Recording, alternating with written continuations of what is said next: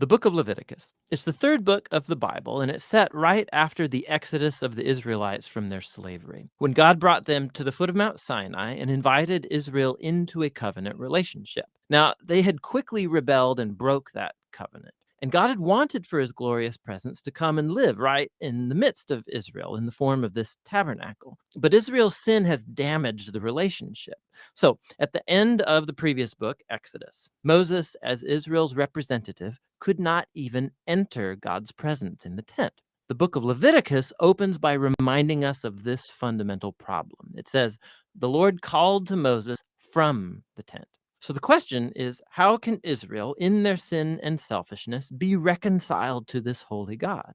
That's what this book is all about, how God is graciously providing a way for sinful, corrupt people to live in his holy presence. Now, let's pause for a second and explore this really important idea that God is holy. It's fundamental to understanding this book. The word holy means simply to be set apart or unique. And in the Bible, God is set apart from all other things because of his unique role as the creator of all, as the author of life itself. And so if God is holy, then the space around God is also holy. It's full of his goodness and his life and purity and justice. So if Israel, who is unjust and sinful, wants to live in God's holy presence, they too need to become holy. Their sin has to be dealt with. Thus, the book of Leviticus. Now, the book has a really amazing symmetrical design. It explores the three main ways that God helps Israel to live in his presence. The outer sections are descriptions of the rituals Israel was to practice in God's holy presence. The next inner sections focus on the role of Israel's priests as mediators between God and Israel. And inside of that are two matching sections that focus on Israel's purity. And then right here at the center of the book, there's a key ritual, the Day of Atonement, that brings the whole book together. The book concludes with a short section where Moses calls on Israel to be faithful to this covenant. Let's dive into the book. The first section explores the 5 main types of ritual sacrifices that Israel was to perform. 2 of these were ways that an Israelite could say thank you to God by offering back to God these symbolic tokens of what God has first given them. 3 other sacrifices were different ways of saying sorry to God. So here an Israelite would offer up the lifeblood of an animal while confessing that their sin has created more evil and death in God's good world. But instead of destroying this person, God, of course, wants to forgive them. And so this animal symbolically dies in their place and atones, which means it covers for their sin. And so through these rituals, the Israelites were constantly being reminded of God's grace, but also of his justice and of the seriousness of their evil and its consequences. The second set of rituals lays out the 7 annual feasts of Israel. And each of these retold a different part of the story about how God redeemed them from slavery in Egypt and brought them through the wilderness on their way to the promised land. And by celebrating these feasts regularly, Israel would remember who they were and who God was to them. Now, the sections about Israel's priests, you have Aaron and his sons first ordained to enter into God's presence on behalf of Israel. And then in this matching section, we find the qualifications for being a priest. The priests were called to the highest level of moral integrity and ritual holiness because they represented the people before God, but then also represented God to the people.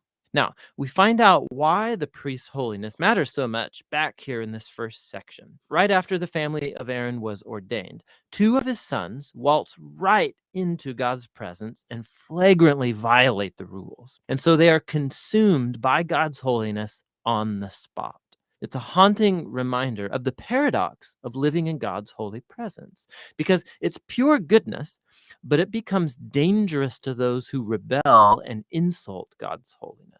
And so it's important that Israel's priests become holy, and also that all of the people of Israel become holy, which is what the next inner sections are all about. Chapters 11 through 15 are about the ritual purity required of all the Israelites, and chapters 18 through 20 are about the moral purity of the people. Here's what's underneath all of this purity and impurity language. Because God is holy and he's set apart, the Israelites need to be in a state of holiness themselves when they enter into his presence. This was called being clean or pure. God's presence was off limits to anybody who was not in a holy state, and this was called being unclean or impure. Now, an Israelite could become impure in just a few ways: by contact with reproductive body fluids, by having a skin disease, by touching mold or fungus, or by touching a dead body. Now, for the Israelites, all of these were associated with mortality, with the loss of life, which gets us to the core symbol of all these ideas. You become impure when you're contaminated by touching death, so to speak. And death is the opposite of God's holiness because God's essence is life. Now, this is really key. Simply being impure was not sinful or wrong. Touching these kinds of things was a normal part of everyday life. And impurity was a temporary state. It just lasted a week or two and then it's over. What was wrong or sinful was to waltz into God's presence carrying these symbols of death and impurity on my body. Don't do that. Now, the last way of becoming impure was by eating certain animals, and the kosher food laws are found right here in this section. Now, there have been lots of theories about why certain animals were considered impure and off limits. To promote hygiene or to avoid cultural taboos, the text just isn't explicit. But the basic point of all of these chapters is really clear. Altogether, these work as an elaborate set of cultural symbols that reminds Israel that God's holiness was to affect all areas of their lives. This corresponding section over here is about Israel's moral purity. The Israelites were called to live differently than the Canaanites. They were to care for the poor instead of overlooking them. They were to have a high level of sexual integrity, and they were to promote justice throughout their entire land. Now, here at the center of the book, we find a long description of one of Israel's annual feasts, the Day of Atonement. Odds are that not every Israelite's sin and rebellion would be covered through the individual sacrifices. And so once a year, the high priest would take 2 goats. One of these would become a purification offering and atone for the sins of the people. And the other was called the scapegoat. The priest would confess the sins of Israel and symbolically place them on this goat, and then it would be cast out into the wilderness. Again, this is a very powerful image of God's desire to remove sin and its consequences from his people so that God can live with them in peace. The book concludes with Moses calling Israel to be faithful to all of the terms of the covenant. And he describes the blessings of peace and abundance that will result if Israel obeys all of these laws. He also warns them that if they're unfaithful and dishonor God's holiness, it will result in disaster and ultimately exile from the land promised to Abraham. Now, if you want to see how Leviticus fits into the big storyline, it's helpful to look at the first sentence of the next book of the Bible, Numbers. It begins, "The Lord spoke to Moses in the tent." So we can see that Moses is now able to enter God's presence on behalf of Israel. The book of Leviticus, it worked.